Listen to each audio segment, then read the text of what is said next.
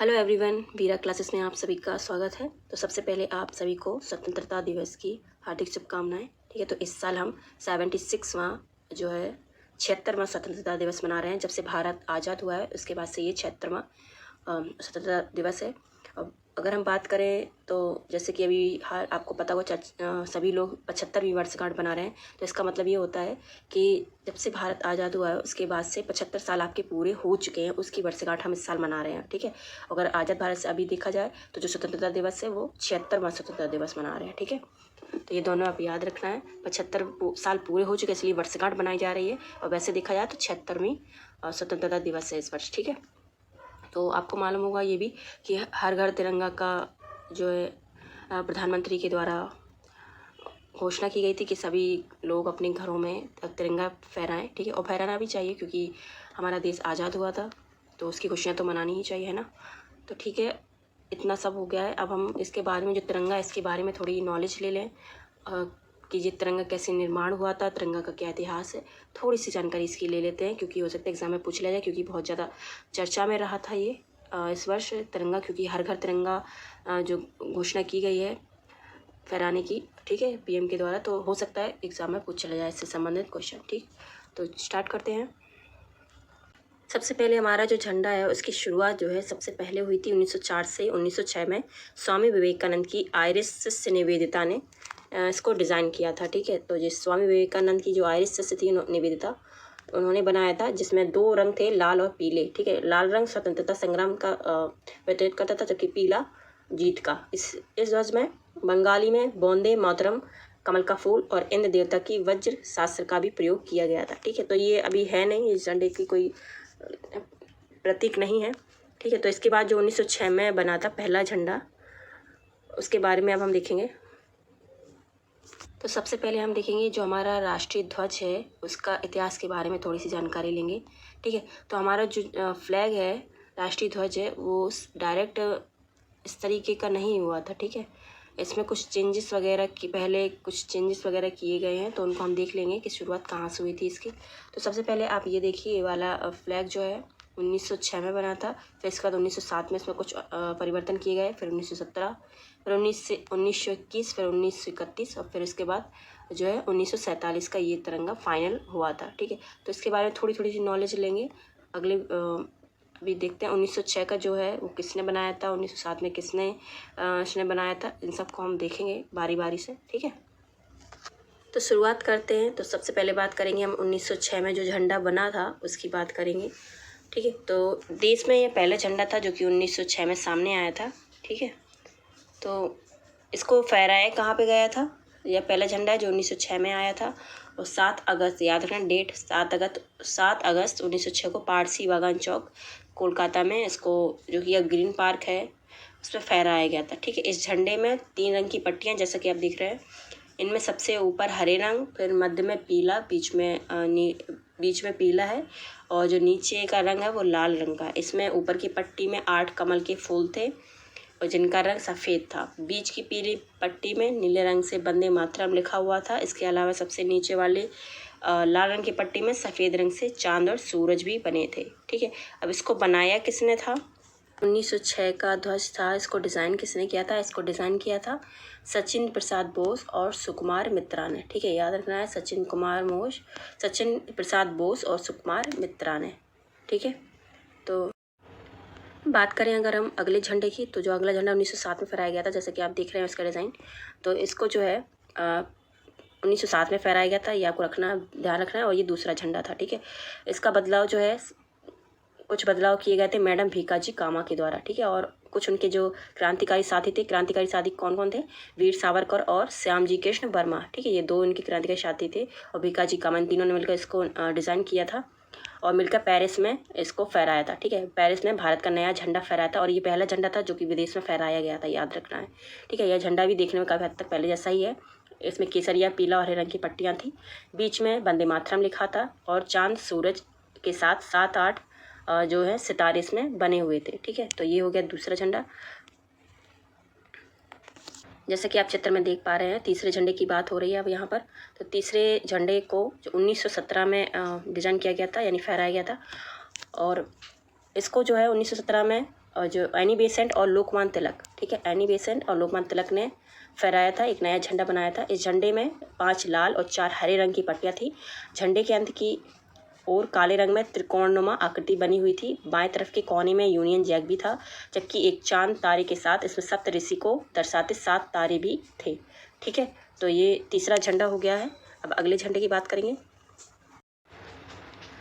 बात करें चौथे झंडे की। आप चित्र सब झंडे की देखते जाइए, ठीक है। और इसको जो है चौथा जो झंडा है इसको 1921 में जो है बनाया गया था, ठीक है।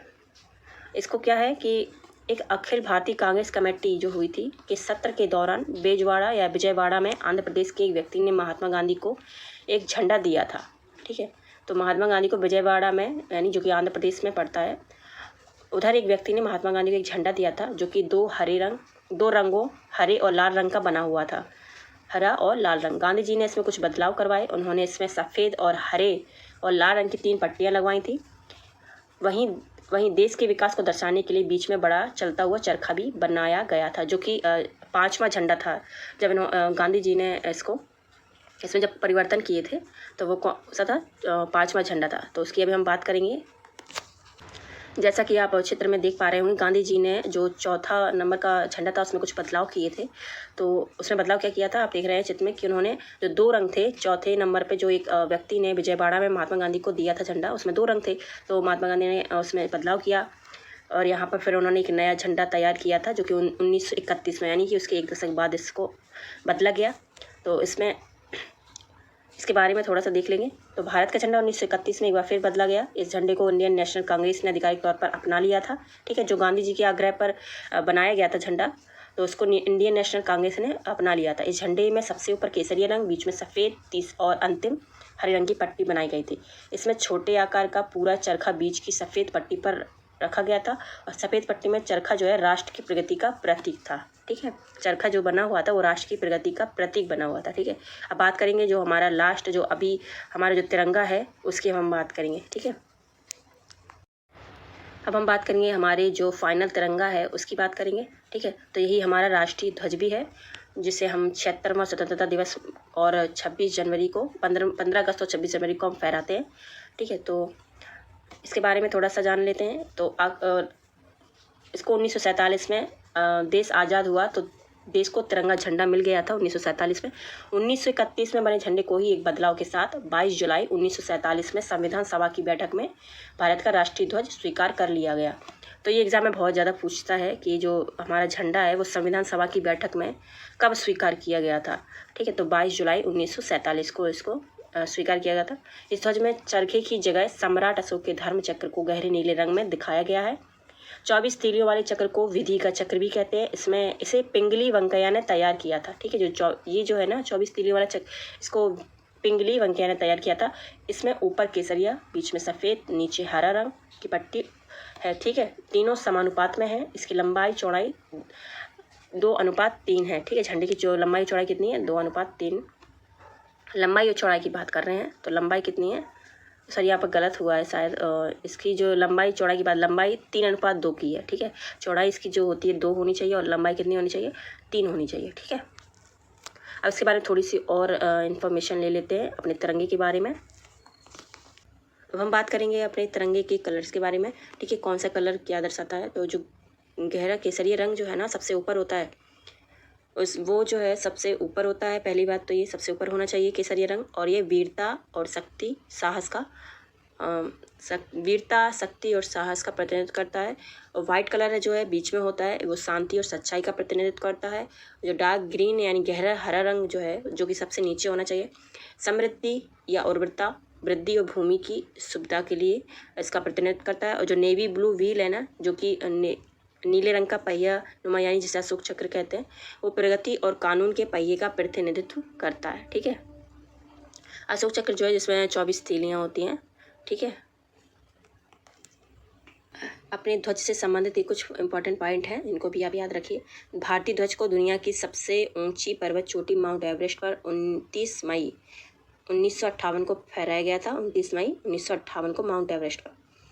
और भारतीय राष्ट्रीय ध्वज 1984 में अंतरिक्ष में भी फहराया गया था। विंग कमांडर राकेश शर्मा जब अंतरिक्ष में गए थे। यह झंडा राकेश शर्मा के अंतरिक्ष सूट पर एक पदक के रूप में जुड़ा हुआ था। ठीक है, तो उनके सूट के साथ अपना जो ध्वज है वो अंतरिक्ष में गया था। ठीक है, अब हम बात करेंगे जो झंडा फहराना और जो ध्वजारोहण होता है, ये दोनों ही अलग अलग होते हैं। तो इनके बारे में हम डिफरेंस देख लेंगे कि क्या अंतर है ध्वजारोहण में और झंडा फहराने में। ठीक है, तो 15 अगस्त यानी स्वतंत्रता दिवस वाले दिन राष्ट्रीय ध्वज को ऊपर खींचा जाता है और फहराया जाता है। ठीक है, अभी जो कल यानी 15 अगस्त है ना, तो उसमें क्या किया जाता है, राष्ट्रीय ध्वज को ऊपर खींचा जाता है। डोरी से आपने देखा होगा, डोरी से पहले लेंगे और उसको ऊपर खींचेंगे, फिर उसके बाद उसको फहराते हैं। ठीक है, इसे ध्वजारोहण कहते हैं। वहीं 26 जनवरी यानी गणतंत्र दिवस वाले दिन जो हमारा राष्ट्रीय ध्वज होता है वो पहले से ही ऊपर बांध दिया जाता है और उसे खोलकर फहराया जाता है। आपने देखा होगा। ठीक है, तो पहले से ही ऊपर उस झंडा बंधा हुआ होता है, बस उसको खोलना रहता है उसमें। ठीक है, और इसमें क्या होता है 15 अगस्त में, नीचे डोरी बंधी हुई होती है, उसको ऊपर ले जाएंगे झंडे को, फिर फहराते हैं। अंग्रेजी में ध्वजारोहण के लिए फ्लैग होइस्टिंग और झंडा फहराने के लिए फ्लैग अनफर्डिंग। ठीक है, शब्द का इस्तेमाल किया गया है, आप ये देख लीजिए, ऊपर लिखा हुआ है। तो अभी ये तो हो गया एक अंतर। ठीक है, दूसरा अंतर क्या है, 15 अगस्त को आयोजित होने वाले मुख्य कार्यक्रम में देश के प्रधानमंत्री शामिल होते हैं। इस मौके पर प्रधानमंत्री ही ध्वजारोहण करते हैं, जबकि 26 जनवरी को आयोजित होने वाले मुख्य कार्यक्रम में राष्ट्रपति झंडा फहराते हैं। ठीक है, तो ये तो दूसरा अंतर हो गया। और तीसरा अंतर क्या है, स्वतंत्रता दिवस के अवसर पर मुख्य कार्यक्रम का जो आयोजन होता है लाल किले पर होता है, यानी 15 अगस्त को जो मुख्य कार्यक्रम होता है वो लाल किले पर होता है। ठीक है, वहीं पर प्रधानमंत्री अपना ध्वजारोहण करते हैं। प्रधानमंत्री इस मौके पर लाल किले की प्राचीर से देश को संबोधित भी करते हैं। वहीं गणतंत्र दिवस के मुख्य कार्यक्रम का आयोजन राजपथ पर होता है। ठीक है, गणतंत्र दिवस का जो कार्यक्रम होता है वो राजपथ पर होता है। गणतंत्र दिवस वाले दिन राष्ट्रपति जो है वो झंडा फहराते। तो ये मुख्य 3 अंतर हैं। ठीक है, स्थान का फर्क है, प्रधानमंत्री और राष्ट्रपति, ध्वजारोहण और झंडा फहराना, ये 3 अंतर हैं, आपने देख लिए होंगे। ठीक है, तो अभी फिलहाल इस वीडियो में इतना ही। कैसा लगा वीडियो कमेंट करके हमें ज़रूर बताएं। ठीक है, अभी के लिए बाय।